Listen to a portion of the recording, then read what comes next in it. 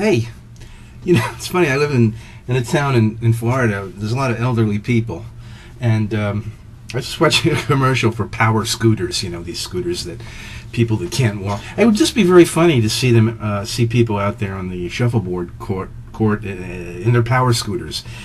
Just playing shuffle, just holding the stick, pushing the thing, and then they race down to the other end in their power scooter. I was just watching this movie. It was a movie, obviously, from the 60s. It was called Big Hand for a Little Lady. And I was watching the actors who included, Henry Fonda, and Jason Robards, Kevin McCarthy, Paul Newman's wife, I escapes my name now, and Burgess Meredith. There was a time when actors were aware of their craft and never violated that. They were in it for their training and how much work they put into their art and the depth that they brought to the table. That era is far gone. It's gone. There's no such thing anymore, I don't think. The only depth we have today is like, I don't know, Godzilla rising from the ocean. That's the depth. Hey, when I was in graduate school, I don't know why, but for some reason all my friends were French. They were from France. They were students from France. There was a whole bunch of them. I'd entertain them at my condo. I'd cook this, that, and the other thing. One time they invited me to their own party, and they introduced me to everybody there, and I just didn't understand what they were saying. One guy was introduced as, "Oh, this is my friend Bidet," and what? I don't know. I never heard that. It's like black people have these names that you say to yourself, where did they come up with these names? Another person there was, I don't know, Crayon. This is Crayon. And bidet, I mentioned latrine. Latrine. That's your name. That's your first name. You French? You from France? Boudoir. There was a lady there by the name of Boudoir. I didn't know what was going on. I was totally in the dark. I didn't know. Pomfret. Oh, there was a Mr. Pomfret there, who was a famous philosophy professor from Versailles. I don't know. Douche. There was a young kid there named Douche. I don't know who else was there. Toilette was there. I was so confused. I didn't know what was going on. When I was a kid, I was turned down at Harvard, and I was turned down at Yale University. I did go to Duke. I graduated from Duke, and I, followed my lifelong dream of becoming a taxidermist. But then I left the taxidermist industry, and I formed my own band. My first band, the name was Gas Leak. I don't know. It never went anywhere, though. Who knows? It escaped into the ether. Who knows? This is just a little thing. This escaped convict goes to a farmhouse, and he climbs on top of a sheep, and he tells the sheep to shh, be quiet. I'm on the lamb. I don't know. Something strikes me funny. I don't know if that's a true story, or I heard it on the radio, or read it someplace. I don't know. Why isn't there a national commercial-free national pubic radio? There should be a pubic radio. We have public radio. I was in Walmart the other day, and I noticed on the shelf there was this little medical thing.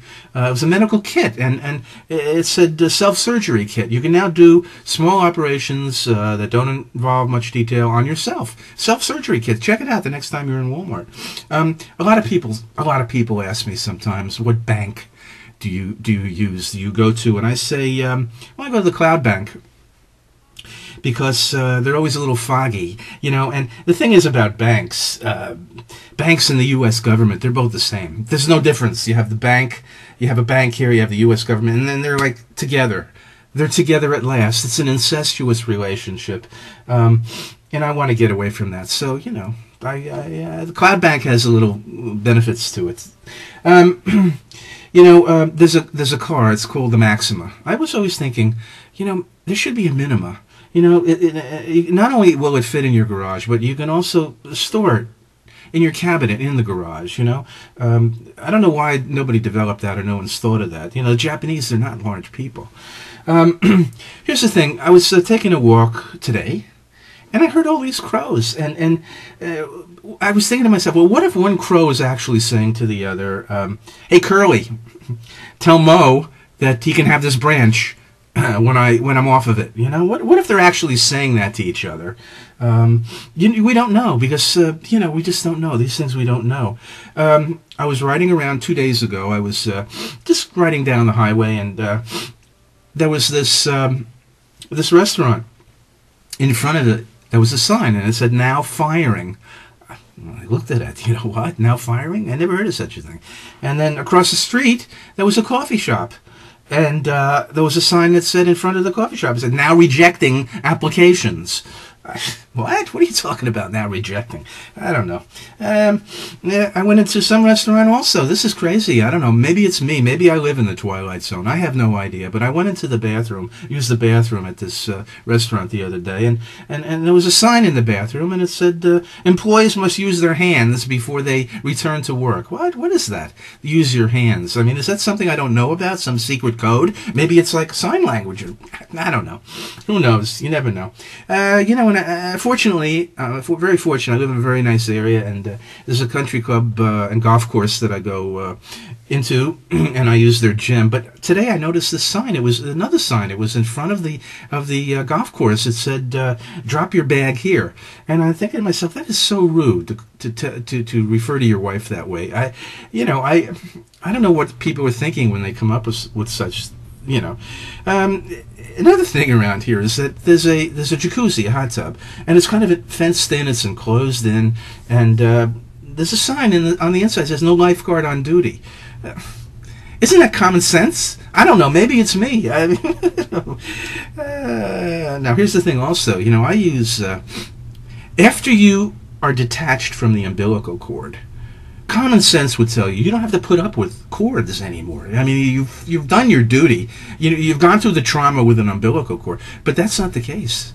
That is not the case. The case is we deal with cords all the time. We got a cord for this, a cord for that, cord, and then they all become one big cord. And you have to you need a schematic to get in there and then separate the cords. You think the umbilical cord is the beginning? It's the end. It's just the beginning. She's crazy. I don't know what to tell you. In Florida here, I was thinking, I'm thinking, what can I do to make money? I was thinking about a business here in Florida, and I was thinking of this business, thinking of calling it Rent-A-Sherpa. There are no Rent-A-Sherpas here in South Florida. I'd be the first one, and it would provide an excellent service to people that not only live here, but they climb mountains in Florida. Everybody knows Florida is full of mountains, so I figured, all right, maybe I'll try for that. Another thing is, I applied one time for an apprenticeship in the Cali cartel. I figured, okay, maybe they don't have a local representative here, the Cali cartel. Yeah, but the thing is, they had to speak Spanish, and I'm afraid of guns. I'm just totally afraid of guns. I watch TV. I watch a good amount of TV, and I'm watching TV the other day, and it happens to be a music video. And I'm watching the music video, and this girl, she's got most of her midriff is showing, and she's dancing very sexy, and then two other girls appear behind her, and they're dancing like that as well. And I'm thinking to myself, that's the type of girl you'd usually meet in a bowling alley. I don't know what the attraction is for a girl like that. I don't know, but I associate them with bowling alleys. I don't know why. One last story. Many years ago, I was in a little town called Virginia City. Virginia City is outside of Reno. And I was there with my then wife and another couple, and we played tennis then. Believe it or not, yeah, we played tennis, and we were all dressed in white tennis clothes. And we're walking down the streets of Virginia City, and we come to a saloon. Really, a saloon. They got the wooden, porch area out there. Walking to the saloon, there were these Hell's Angels. There must have been about 10 or 12 Hell's Angels sitting at the end of the bar. So I pushed the doors open, those little doors that they got there. I would look inside, and I looked at my friend John, and I screamed out loud, or I said out loud. I said, "Hey, anybody up for a game?" And then we split. We never went into that place. Hey, it's been a real pleasure talking to you. I appreciate you coming by, and I hope your life is good. And I hope your soup is hot, and I hope you're well. Okay, take care.